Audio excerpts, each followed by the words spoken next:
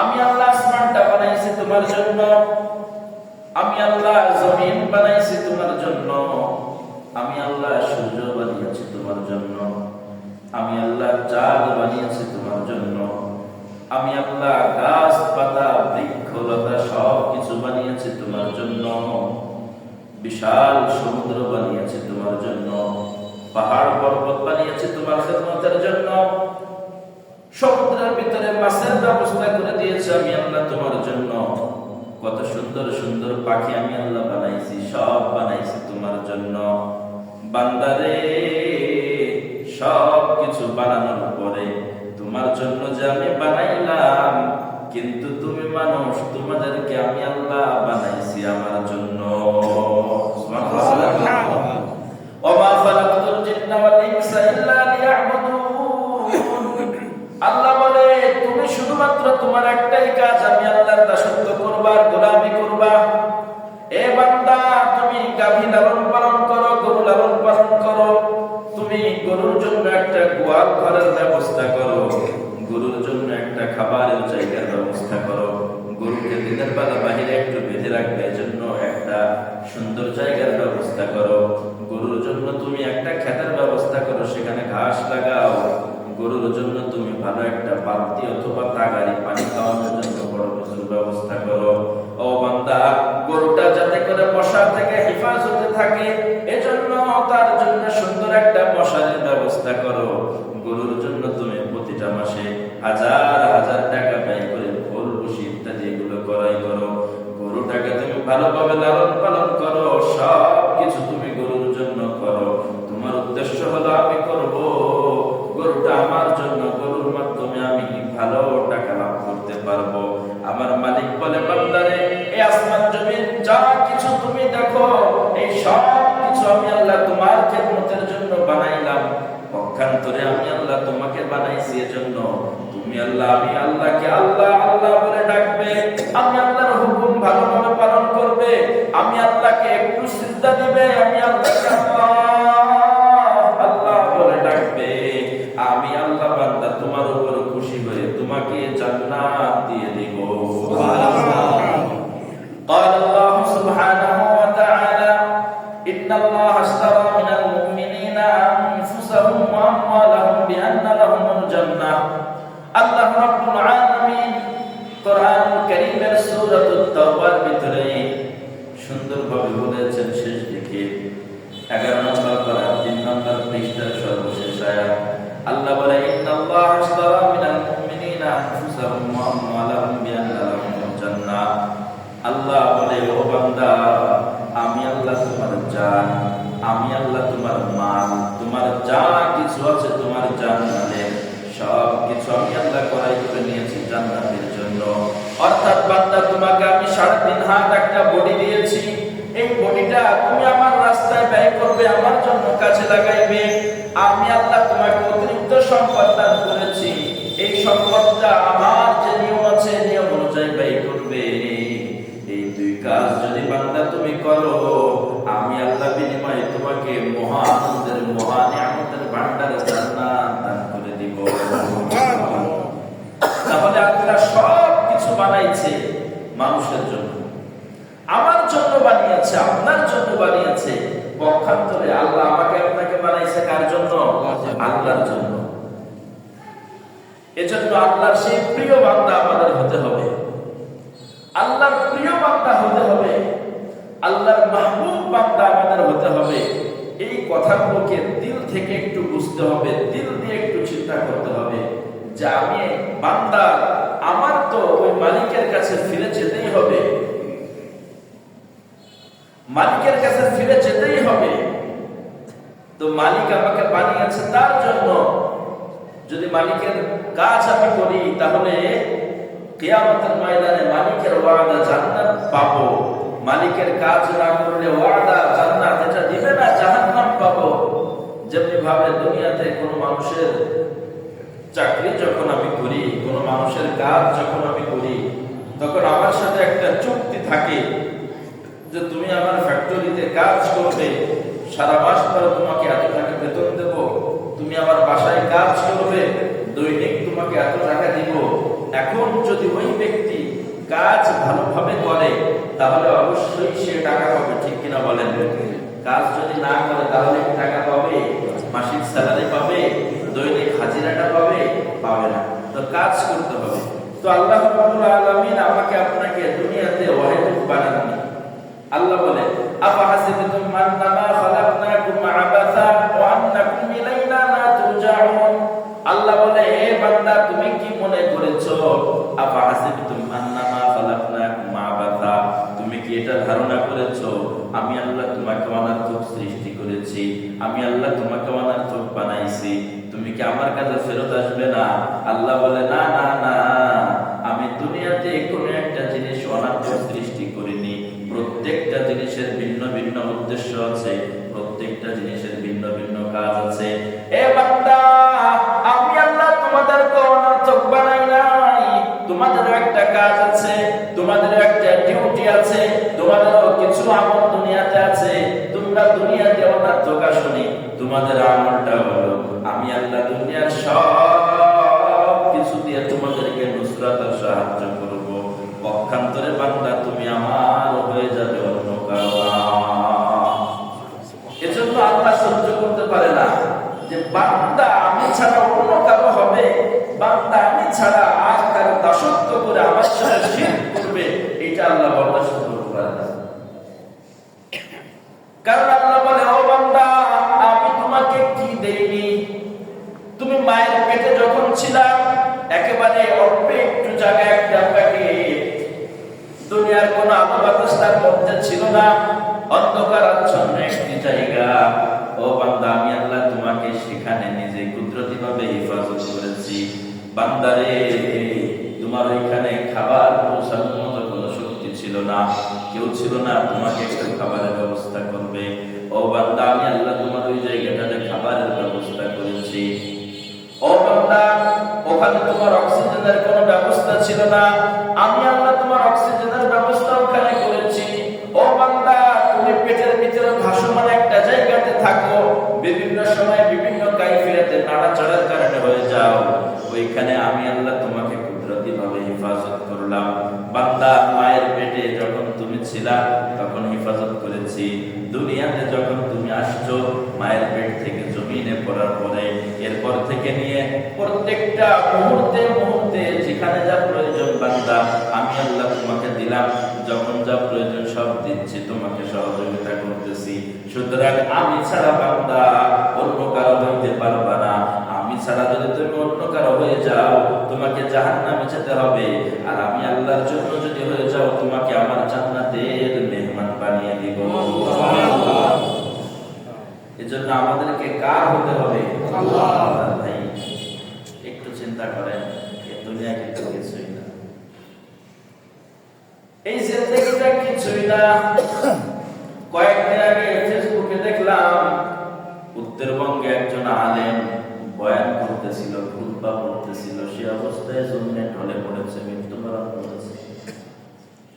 মসজিদে আপনাদের সামনে কথা বলতেছি, আপনারা বসে বসে শ্রবণ করতেছেন। মসজিদের বাইরে যে যেতে পারবো গ্যারান্টি কি আছে? বলে নাই। বাসা থেকে এসেছি, সন্তান স্ত্রীদেরকে দেখে এসেছি ভালো অবস্থায়, বাসায় গিয়ে তাদেরকে সুস্থ পাবো, জীবিত পাবো, কোনো গ্যারান্টি নাই, যে কোনো সময় চলে যাওয়া লাগবে। কুল্লু নাফসিন যায়িকাতুল মাউত, জীবন প্রদীপ যে কোনো সময় নিভে যাবে। আল্লাহ বলে, যাকে আমি আল্লাহ জীবন দিয়েছি তাকে মৃত্যুর স্বাদ আস্বাদন করতেই হবে। দুনিয়া থেকে চলে যাবে বান্দা, থাকতে পারবে না। কবি বড় চমৎকার করে বলে দিয়েছেন, মওতু কাসিন কুল্লু নাসিন শারিবুন, মওতু কাসিন কুল্লু নাসিন শারিবুন, কবরু বাইতিন কুল্লু নাসিন দাখিলুন, কবরু বাইতিন কুল্লু নাসিন দাখিলুন। কবি বলে, মৃত্যু এমন একটা পেয়ালা, এমন একটা পানীয়, যার স্বাদ সকলকে আস্বাদন করতে হবে, কেউ থাকতে পারবে না। কবর এমন একটা জায়গা, ওখানে আমাদের যেতেই হবে, দুনিয়াতে বাহাদুরি করে থাকতে পারবো না। শুনেছি আমাদের পূর্বপুরুষের বহু বাহাদুরি ছিল, বহু সম্পদের মালিক ছিল, নিজের জমিন থেকে, নিজের বাড়ি থেকে বাজার পর্যন্ত হেঁটে যেত, কারো জায়গায় পা দেওয়া লাগতো না। কোথায় চলে গেল সেই বীর সেনারা? আজকে তাদের কোনো খবর নাই। অদস্ত আমি আপনি এখন আছি, জোয়ান আছি, সুস্থ আছি, শক্তি শরীরে আছে, এটা কোনো বাহাদুরি না। যে কোনো সময় মালিকের কাছে আমাদের চলে যাওয়া লাগতে পারে। এজন্য গোলাম কার হতে হবে বলেন? আল্লাহর গোলাম হতে হবে। আল্লাহর গোলাম হওয়া ছাড়া ভাই কোনো উপায় নাই। আল্লাহর গোলাম হওয়া ছাড়া কোনো উপায় নাই। নবীজির কোন গোলাম ছিল না। আল্লাহ সূরাতুল ফাতহি নামে একটা সূরা নাযিল করেছে কোরআনুল কারীমে। এই সূরার শুরুতে আল্লাহ বলে দিয়েছেন, ইন্না ফাতাহনা লাকা ফাতহাম মুবিনা লিয়াগফিরা লাকাল্লাহু মা তাকাদ্দামা মিন যামবিকা ওয়া মা তাআখার। ও নবী, আল্লাহ আপনার বর্তমান যে অবস্থা আছে, এর পূর্বে যদি কোনো অপরাধ হয়ে থাকে, পরে যদি কোনো গুনাহ হয়ে থাকে, আগে পরের যত গুনাহ আছে মৃত্যু পর্যন্ত আল্লাহ সব ক্ষমা করে দিয়েছে। এরপর নবীজি দৈনিক 70-এর অধিকবার তওবা করতেন। সাহাবায়ে কিরাম বলে, ও আল্লাহর নবী, আল্লাহ তো আপনাকে ক্ষমা করে দিয়েছে, এরপরে এত তওবা আপনি কেন করেন? নবী বলে, আমার সাহাবীরা, আফালাম আকুন আবদান শাকুরা, আমি কি আমার মালিকের কৃতজ্ঞ গোলাম হব না? কি বলছে? গোলাম। তাহলে গোলাম হওয়া এটাই হলো আসল। মালিকের গোলাম হতে হবে। এজন্য একজন আল্লাহর ওলি বলেছেন, বুজুর্গি কি नहीं हमको जरूरत, बुजुर्गी की नहीं हमको जरूरत, गुलाम अपना बना हमको खुदाया, गुलाम अपना बना हमको खुदाया। बुजुर्गी की नहीं हमको जरूरत, বুজুর্গ হওয়ার আমার কোনো প্রয়োজন নাই, বড় বুজুর্গ আমি হতে চাই না গো আল্লাহ। তবে আমি কি চাই? বুজুর্গি কি नहीं हमको जरूरत, गुलाम अपना बना हमको खुदाया। আয় আল্লাহ, মেহেরবানি করে আপনি আমাকে আপনার গোলাম বানাই নিন। আল্লাহর গোলাম হওয়ার জন্য তামান্না, আল্লাহর গোলাম হতে হবে। ও দোস্ত, আল্লাহর গোলামি করতে হবে, কারণ মাখলুককে আল্লাহ আমার গোলাম বানাই দিয়েছে। ভাইরা আমার, একটু চিন্তা করে দেখেন, আপনার বাড়িতে একজন মেহমান এসেছে গভীর রজনীতে। মেহমান আসার পরে ফ্রিজে গোশতের কোনো ব্যবস্থা নাই। ফ্রিজই তো ছিল না, আগে গোশত থেকে আসবে? বাজারঘাট সব বন্ধ হয়ে গিয়েছে। মেহমান খুব ভিআইপি মেহমান, তাকে আপনার ভিআইপি খাবার দিতে হবে। আহারে আল্লাহ কেমন গোলাম আমাদেরকে বানাইছে, সব মাখলুককে কেমনে আমাদের তাবে বানাইছে, আমরা একটু চিন্তা করি। গভীর রজনীতে যখন মেহমান এসেছে, মেহমান আসার পরে আপনার বাসায় কোনো খাবার নাই, একটা মুরগি আছে, তবে মুরগিটা ছোট ছোট বাচ্চাওয়ালা। আহারে, গোলাম কাকে বলে? গোলাম কেমন হওয়া উচিত? রাতের বেলায় মুরগিটাকে জবাই করে দিলাম। মুরগি জবাই দেওয়ার পরে এবার মুরগির বাচ্চাগুলো সকালবেলা শুধুমাত্র চাও চাও ট্যাও ট্যাও করে করে ডাকে, বাড়ির এদিকে যায় ওদিকে যায়, তার মাকে খুঁজে, মায়ের কোনো খবর নাই। আল্লাহ এতে নারাজ হয়নি, কারণ আল্লাহ মুরগিটাকে আমার খিদমতের জন্য বানাইছে, গোলামি করার জন্য বানাইছে। আল্লাহ রাব্বুল আলামিন আমাদেরকে গাভী দিয়েছে। সাহিবু হায়াতুল হাইওয়ান নামক একটা কিতাব আছে, কিতাবের ভিতরে এসেছে একটা গাভীকে আমরা লালন পালন করি। গাভীর যে বাচ্চা হয়, দুধের বাচ্চা, গাভীটাকে রাতের বেলায় রাখি গোয়াল ঘরে, বাচ্চাটাকে রাখি অন্য জায়গা। তার তো অনেক ক্ষুধার যন্ত্রণা থাকে। সকাল যখন হয়ে যায়, ওখান থেকে গাভীর বাচ্চা হাম্বা বলে যখন ডাক দেয়, গাভীটা উত্তর দেয়। সাহেবে হায়াতুল হাইওয়ান লিখেছেন, তিনি বলেন, তখন গাভীটা বলে, ও বাচ্চা আমার, তুই কান্না করিস না, আমরা তো বনি আদমের গোলাম, বনি আদম আমার থেকে দুধ দহন করবে, দুধ দহন করার পরে যা থাকবে তাই তুই খাবি, তুই এখন কান্না করিস না। সে যখন কান্না করতে থাকে, সকালবেলা যখন গাভীটাকে ছাড়া হয়, দুধ দহন করার জন্য বাচ্চাটাকে যখন ছেড়ে দেওয়া হয়, আহারে, মানুষকে আল্লাহ কত নিয়ামত দান করলো। দুধ দহন করার জন্য বাচ্চাটা যখন মায়ের যে দুধের স্তন আছে ওখানে মুখ দেয়, যখন একটু দুধ আসে সঙ্গে সঙ্গে বুনিয়াদুল বাচ্চাটাকে সরাই দেয়। বাচ্চাটা একটু দুধও খেতে পারে না, পুরা দুধটুক ওখান থেকে যখন দহন করা হয়ে যায়, এবার বাচ্চাটা গিয়ে তার মায়ের ওয়ালানে যখন চাকা মারে, কোনো দুধ পায় না। আর মায়ের ওলানে তখন ঘাই মারতে থাকে, দুধ না পেয়ে তখন বাছুরটা মায়ের মুখের কাছে গিয়ে কে যেন বলে, মা তার মুখটা চাটতে থাকে। সাহেবে হায়াতুল হাইওয়ান বলেন, তখন ওই বাচ্চাটা তার মায়ের কাছে শিকায়ত করতে থাকে, মা সারাটা রাত অনাহারে কাটাই দিলাম, একটু দুধের ব্যবস্থা হলো না, তুমি কত নিষ্ঠুর, সকালেও আমাকে একটু দুধ দিলা না। এবার ওই গাভীটা তাকে সান্ত্বনা দেয়, ও বাচ্চা আমার, আমাদেরকে আল্লাহ গোলাম বানাইছে বনি আদমের, আহারে তোর এতটুকু কষ্ট, আমি মা কষ্ট করি, তুই দুধ পাইতেছিস না, অথচ দেখ কি করেছে এই বনি আদম, আমাকে একটু পরে নিয়ে যাবে, আমার কাদের উপরে জোয়াল বাঁধাই দেবে, লাঙল জোয়াল বাঁধাই দিয়ে হাল চাষ করতে থাকবে, জোয়াল বাইতে বাইতে বাইতে বাইতে দেখ আমার ঘাড়টা কেমন ছুলে গিয়েছে, তারপরও তার উপরে জোয়াল বাঁধায় টান মারবে, আমি যদি একটা মুহূর্তের জন্য দাঁড়াই বনি আদম আমাকে পিটেন দেবে, আমি যখন জোয়ালটা কাঁধে নিয়ে টান মারি আমার কলিজাটা বেদনায় ছিঁড়ে যায়, তারপর তো আমি একটা মুহূর্ত দাঁড়াইতে পারি না, আমার জোয়ালটা টানতেই হয়, যখন জোয়াল টান মারি আমার কলিজা ফেটে যায়, তারপর আমি স্থির থাকতে পারি না। ও বাচ্চা, ওই আল্লাহ আমাদেরকে গোলাম বানাই দিয়েছে বনি আদমের, সুতরাং এই কষ্ট তোমাকেও করতে হবে, আমাকেও করতে হবে, কষ্ট পেও না, সামনে যখন আবার দুধ হবে সেটা তুমি খায়ও। ও আল্লাহর বান্দা, আল্লাহ এতে বেজার না, কারণ আল্লাহ গাভীটাকে আমার আপনার গোলাম বানিয়ে দিয়েছে, এজন্য বেজার না। একটা কুকুর আমাকে চেনে, মালিককে চেনে, আমরা মালিককে চিনি না।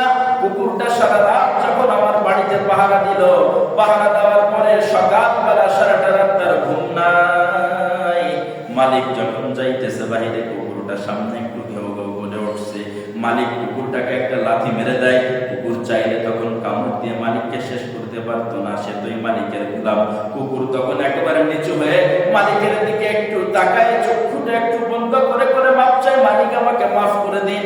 এই কুকুরটা সারা রাত পাহারা দিল, তাকে বাড়ির ভালো কোনো একটা প্লেটে খাবার দেওয়া হয় না, তার জন্য ভালো কোনো মুরগির ব্যবস্থা থাকে না, তার জন্য কোনো মাংসের ব্যবস্থা থাকে না, বরং বনি আদমকে যে একটু গোশত খাবে, গোশতের যে একেবারে চেটে খাওয়া হাড্ডিটা আছে, একটু কাটা আছে, ওই কাটাটা দিয়ে জীবন কাটাই দেবে, এরপরও কখনো সে মালিকের অভিযোগ করবে না, মালিকের গোলামি করেই যাবে।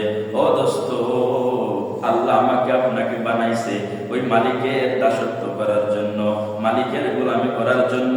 একটা গরুতে একটা গাভীতে মালিককে চিনল, একটা কুকুরে মালিককে চিনল, কিন্তু আমি আপনি মালিককে চিনতে পারলাম না। ও ভাই, আজকে কার জন্য আমরা জীবনটা কাটাই দিচ্ছি একটু চিন্তা করেন। চক্ষুটা যখন আমার আপনার বন্ধ হয়ে যাবে, যেই সম্পদের জন্য, সন্তানের জন্য, স্ত্রীর জন্য জীবনটা শেষ করে দিচ্ছি, আমার চক্ষুটা যদি এখন বন্ধ হয়ে যায়, দেখবেন এক শ্রেণীর মানুষ আমাকে কবরে বিদায় জানানোর জন্য, আমার জন্য বাঁশ কাটার জন্য প্রস্তুত হয়ে যাবে। আমার স্ত্রী, পরিজন, সন্তান, পিতামাতা একটু কান্না করতে থাকবে। আমি যখন কবরে চলে যাব, কবরে চলে যাওয়ার পরে আমাকে ওখানে রেখে সবাই চলে আসবে। একটু ভাবেন তো, ভাববেন আমার সাথে বহু মানুষ যাবে? না না না, শেষ পর্যন্ত একটা মানুষও থাকবে না। কিছুদিন পর্যন্ত কান্না করবে। আপনার বেবিটা কিছুদিন কান্না করার পরে কয়েক মাস পর হয়তো অন্য স্বামীর কাছে চলে যাবে। আপনার সন্তানটা কিছুদিন কান্না করবে, এরপর নিজেদের ব্যস্ততায় চলে যাবে। কেউ কারো খবর নেবে না। ওই কবরে আমাকেই থাকতে হবে, কবরের মুআমালা আমাকেই সামাল দিতে হবে, ওই কবরের সমস্ত যন্ত্রণা আমাকেই ভোগ করতে হবে। মালিকের কাছে কিয়ামতের ময়দানে আমাকেই জবাব দিতে হবে। অদস্ত কোনো উপায় থাকবে না, কবরে চলে যেতেই হবে। যদি আমি কবরে ভালো আমল করে যেতে পারি, যাওয়ার পরে আমি দেখবো একদিকে আমার নামাজ দাঁড়িয়ে গিয়েছে, একদিকে আমার রোজা দাঁড়িয়ে গিয়েছে, একদিকে আমার তেলাওয়াত দাঁড়িয়ে গিয়েছে, একদিকে আমার ভালো কাজ দাঁড়িয়ে গিয়েছে। এগুলার মাধ্যমে কবরটা আমার জান্নাতে নূর দ্বারা মুনাফফার হয়ে যাবে। অপরদিকে যদি আমি মালিকের গোলাম হতে না পারি, যদি আল্লাহর গোলাম হয়ে মৃত্যুবরণ করতে না পারি, কবরে যখন চলে যাব দোস্ত, যাওয়ার পরে দেখা যাবে আমার সমস্ত গুনাহগুলি হাজির হয়ে গিয়েছে।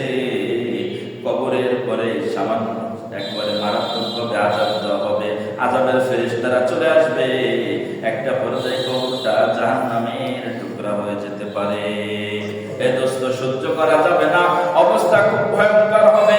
দুনিয়াতে যদি আল্লাহর জন্য কাটাই দিতে পারি, কিয়ামতের ময়দানে আমার মর্যাদা কত আমি আমার ইচ্ছা মতো মা তাশতাহিহিল আনফুস ওয়া তালাজ্জুল আয়ুন ওয়া আনতুম ফিহা খালিদুন। আল্লাহ বলবে আমার জন্য তুমি কাটাই দিয়েছো, আজকে তোমাকে আমি জান্নাত দান করলাম। ও বান্দা, যে জান্নাতের জন্য আমার জান্নাত পাওয়ার জন্য দুনিয়ার সমস্ত কায়দাকে বিসর্জন দিয়ে দিলা, আজকে তুমি বিনা হিসাবে জান্নাতে চলে যাও। আর যদি দুনিয়াটা আল্লাহর জন্য কাটাইতে না পারি দোস্ত, অবস্থা খুব ভয়ঙ্কর হবে, জাহান্নামে তো যেতে হবে। একটু চিন্তা করেন, সূরা আরাফের ভিতরে আল্লাহ রাব্বুল আলামিন বলেন, আল্লাহুম্মা নানসাহুম কামা নাসু লিকা ইয়াউমিকুম হাদা। এ বনি আদমরা, আমি আল্লাহ তোদেরকে ভুলে গিয়েছি দুনিয়াতে যেভাবে তোরা আমাকে ভুলে গিয়েছিলি। এইভাবে কঠিন এক অবস্থা সৃষ্টি হবে। এজন্য আমাদের গোলাম হতে হবে। কার ভাই বলেন? আল্লাহর গোলাম হতে হবে। কারণ আল্লাহর গোলাম হওয়া ছাড়া আমাদের কোনো উপায় নাই। আল্লাহর গোলাম যদি হতে পারি, তাহলে আমার সামনে যত রাস্তা আছে সব রাস্তা ক্লিয়ার থাকবে। আর আল্লাহর গোলাম যদি আমি আপনি হতে না পারি, তাহলে সামনে যত যাব মওত থেকেই আমার কষ্ট শুরু হয়ে যাবে। মৃত্যুর বিছানায় যখন পড়ে যাব, তখন থেকেই আমার কঠিন যন্ত্রণা শুরু হয়ে যাবে। এজন্য আল্লাহর গোলাম হতে হবে। আর আল্লাহর সফল গোলাম হওয়ার জন্য 6টা গুণের কথা আল্লাহ রাব্বুল আলামিন কোরআনুল কারীমের ভিতরে বলেছেন। যা আয়াত শুরুতে পড়েছিলাম, আলিফ লাম মিম যালিকাল কিতাবু লা রাইবা ফীহি হুদাল লিল মুত্তাকিন। কোরআন তো মুত্তাকিদের জন্য হিদায়াত, সে মুত্তাকি আমাদের হতে হবে। আর যে মুত্তাকির গুণের কথা বলা হয়েছে 6টা। আল্লাযীনা ইউমিনুনা বিল গায়ব, 1 নম্বরে ঈমানদার হওয়া। তো ঈমান আমাদের ভিতরে আছে। ওয়া ইউকিমুনাস সালাতা, নামাজ আদায় করে আমরা নামাজও পড়ি, সব সময় নামাজ পড়বো। অমিম্মা রাযাকনাহুম ইউনফিকুন, 3 নম্বরে আল্লাহ আমাদেরকে যা দিয়েছে তার থেকে কিছু আল্লাহর রাস্তায় আমরা ব্যয় করব। ওয়াল্লাযীনা ইউমিনুনা বিমা উনজিলা ইলাইকা ওয়া মা উনজিলা মিন ক্বাবলিক, আমরা কোরআনের উপরে এবং আমাদের পূর্ববর্তী যত কিতাব আছে সমস্ত কিতাবের উপরে ঈমান আনবো। ওয়া বিল আখিরাতি হুম ইউকিনুন, আখিরাতের উপরে বিশ্বাস রাখবো। এবার আখিরাতে যত জায়গা আছে, যত ঘাঁটি আছে, যা কিছু আছে, এই প্রত্যেকটা জিনিসকে বিশ্বাস করে তার উপরে আমল করব।